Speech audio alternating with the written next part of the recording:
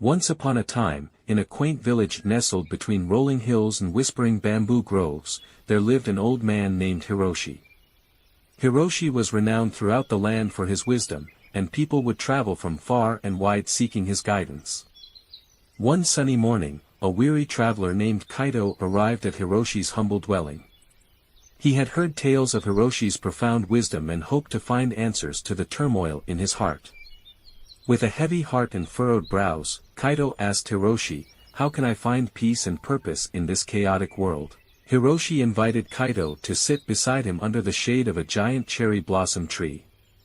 He poured them both a cup of fragrant tea and began to share his wisdom. "Kaito," Hiroshi began, "the key to finding peace and purpose lies in the art of being present." Kaito looked puzzled. "But how can I be present when my mind is always racing with thoughts of the past and worries about the future?" Hiroshi smiled gently. "Let me tell you a story. In a neighboring village, there lived a young potter named Mei.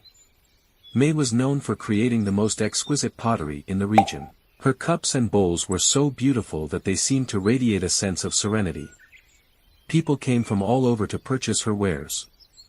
One day, as Mei was working at her wheel, she noticed something peculiar. She realized that her best creations happened when she lost herself in the process. When her mind was no longer cluttered with thoughts of success or failure, her hands moved effortlessly, shaping the clay into perfect forms. Mei decided to experiment with this newfound insight. She cleared her mind of all distractions and focused solely on the sensation of her fingers touching the clay, the rhythm of her breath, and the gentle hum of the wheel. She lost track of time and space, and as she did, her creations became even more extraordinary. News of Mei's astounding pottery spread like wildfire, and soon, a renowned art collector from a distant city came to see her work. He was captivated by her pieces and offered to buy her entire collection at an exorbitant price. Mei hesitated for a moment, then declined the offer. She explained to the collector that her art was a meditation, a way of being fully present in each moment. She could not part with it, for it was her source of inner peace and purpose. Kaito listened intently to Hiroshi's tale. "But what does Mei's story have to do with finding peace and purpose in our own lives?" he asked. Hiroshi replied, "Mei's story teaches us the essence of being present. When we immerse ourselves in the task at hand, whether it's creating pottery, sipping tea, or simply breathing, we tap into a profound state of mindfulness. In that state, the past and future cease to exist, and we find ourselves in the eternal now." Kaito nodded in understanding, but a shadow of doubt still lingered in his eyes. "But what if my life is filled with challenges and difficulties? How can I find peace in the midst of chaos?" Hiroshi smiled once more.